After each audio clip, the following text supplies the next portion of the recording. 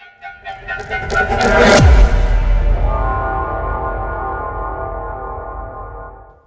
Friend, paper trading YouTube channel में आपका स्वागत है। दोस्तों, हमारा डिस्क्लेमर है कि ये चैनल केवल और केवल पेपर ट्रेडिंग के लिए बनाया गया है, जिसका रियल ट्रेड से कोई संबंध नहीं है। इस चैनल पर हम केवल और केवल पेपर ट्रेडिंग से रिलेटेड ट्रेड शेयर करते हैं और मार्केट का एनालिसिस करते हैं। तो दोस्तों, आप शुरू करते हैं। दोस्तों, आज मंडे के दिन एक बहुत ही इंटरेस्टिंग कैंडलस्टिक पैटर्न बना है, जिसको हम डोजी कहते हैं। दोस्तों, डोजी कैंडल जो होता है वो कंफ्यूजिंग कैंडल भी कहा जाता है। इसमें कोई भी क्लियर कट इंडिकेशन नहीं मिलता है और कुछ भी इस कैंडल के बेस के ऊपर बताना या कहना या एनालिसिस कहना बिल्कुल भी कुछ भी कोई भी इंडिकेशन नहीं मिलता है। तो दोस्तों, मोटा मोटा आज ये डोजी कैंडल बना है और इसको लॉन्ग लेग डोजी भी कह सकते हैं, क्योंकि इसका जो लेग है या विक है काफ़ी लंबे हैं। तो दोस्तों, मोटा मोटा कहने का मतलब ये है कि मार्केट अभी कंफ्यूजिंग है। कहाँ जाएगा अभी इसका एग्जैक्ट क्लियर कट इंडिकेशन नहीं मिला है। लेकिन दोस्तों, एक इंटरेस्टिंग इंडिकेशन ये भी मिलता है कि ये डोजी कैंडल जिस साइड को भी ब्रेक डाउन या ब्रेक अप करता है, तो उस साइड को ही हम एक क्लियर कट इंडिकेशन मान लेते हैं कि मार्केट उसी साइड में जाने वाला है। तो दोस्तों, जैसे कि हम देख रहे हैं, ये डोजी का जो विक है, अपर विक, ये लगभग लगभग 450 के आसपास तक जाता है। तो हम कह सकते हैं कि जब तक मार्केट 22,450 के ऊपर जाकर ट्रेड ना करे, सस्टेन ना करे, तब तक हम मार्केट को थोड़ा साइडवेज मान सकते हैं। और जब तक नीचे लगभग लगभग 22,350 को ब्रेक ना करे, तब तक भी हम मार्केट को साइडवेज ही मानकर चलेंगे। अब हम बियरिश ट्रेड तभी प्लान करेंगे जब निफ्टी 22,350 को ब्रेक डाउन करे, तो यहाँ से हम एक बेयरिश ट्रेड प्लान कर सकते हैं।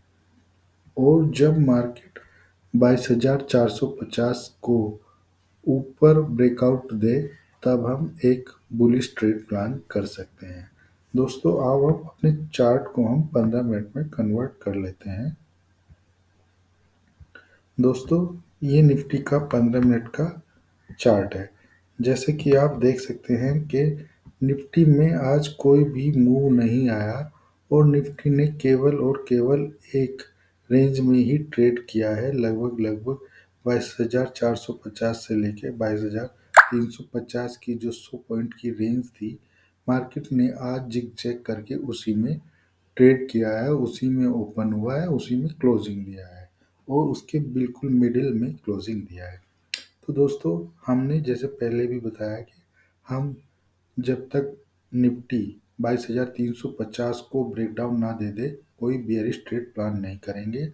और जब तक निफ्टी 22,450 को ब्रेकआउट ना कर दे, तब तक हम बुलिश ट्रेड प्लान नहीं करेंगे। दोस्तों, आओ अब बैंक निफ्टी के बारे में भी बातें कर लेते हैं। दोस्तों, ये बैंक निफ्टी का 15 मिनट का चार्ट है और हमने बैंक निफ्टी के बारे में सैटरडे वाले वीडियो में भी कहा था कि अब बैंक निफ्टी लीडिंग इंडिकेशन होगा और लीडिंग करेगा मार्केट को। तो मार्केट को आज निफ्टी ने थोड़ा लीड नहीं करा है, बल्कि बैंक निफ्टी ने थोड़ा लीड करा है। बैंक निफ्टी निफ्टी के मुकाबले थोड़ा ज़्यादा बुलिश नज़र आ रहा था और लग रहा था कि ये 47,500 का जो इसका रेजिस्टेंस पॉइंट है, उसको क्रॉस कर कर ऊपर चला जाएगा।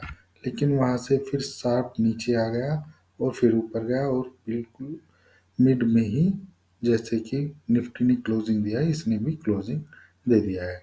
तो दोस्तों, निफ्टी और बैंक निफ्टी निफ्टी अभी एक कोई भी इंडिकेशन नहीं दे रहा है, जबकि बैंक निफ्टी अभी, क्योंकि थोड़ा निफ्टी के मुकाबले बियरिश चल रहा था, तो यहाँ से अब ये लीडिंग इंडिकेटर की तरह काम कर सकता है और ये मार्केट को लीड कर सकता है। अगर मार्केट बुलिश होता है तो बैंक निफ्टी ही पहले ऊपर जाने की कोशिश करेगा, क्योंकि ये निफ्टी के मुकाबले कई दिनों से वीक चल रहा है।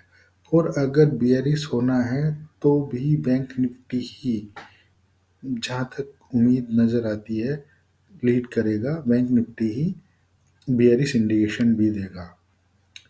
तो हम मोटा मोटा कह सकते हैं कि हमें जो अपना फोकस रखना है वो बैंक निफ्टी के ऊपर रखना है। जिस साइड बैंक निफ्टी जाने की कोशिश करेगा, हम उसी साइड के डायरेक्शन का ट्रेड प्लान कर सकते हैं। तो दोस्तों, क्योंकि बैंक निफ्टी आज अपने एक रेजिस्टेंस पॉइंट 47,500 के आसपास ट्रेड कर रहा है, तो दोस्तों कल अगर बैंक निफ्टी इसके ऊपर गैप अप ओपनिंग दे दे और थोड़ी देर वहीं पे रुक जाता है, तो हम एक बुलिश ट्रेड ले सकते हैं बैंक निफ्टी में। लेकिन अगर बैंक निफ्टी इसके नीचे ही ओपन होता है और आधे घंटे तक, लगभग आधे घंटे तक यहीं पे ट्रेड करता है, तो वहाँ से एक बेयरिश ट्रेड प्लान करा जा सकता है और ये मार्केट को नीचे ला सकता है। और मार्केट का मूड माहौल थोड़ा इसके ऊपर ही डिपेंड करेगा। लेकिन क्योंकि ये काफ़ी दिनों से वीक चल रहा है, तो इसके थोड़े बुलिश होने की संभावना ज़्यादा है और बेयरिश होने की संभावना कम है। लेकिन जब बेयरिशनेस आती है, बियर मार्केट में एंटर करते हैं, तो वो शार्पली एंटर करते हैं और वो एक ब्रेकआउट जब होता है उसके ऊपर ही एकदम से सेलिंग प्लान करते हैं और एक बहुत तेजी से मार्केट नीचे ले आते हैं।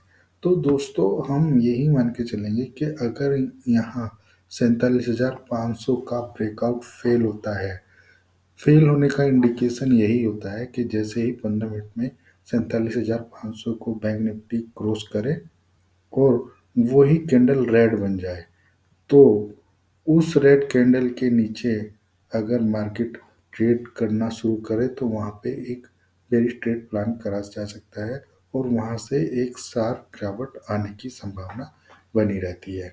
दोस्तों, अगर बैंक निफ्टी 15 मिनट में 47,500 को ब्रेकआउट करके यहीं पे आधा घंटा ट्रेड करने लग जाए 47,500 के ऊपर, तो हम एक बुलिश ट्रेड प्लान कर सकते हैं और इसको हम सक्सेसफुल ब्रेकआउट कह सकते हैं।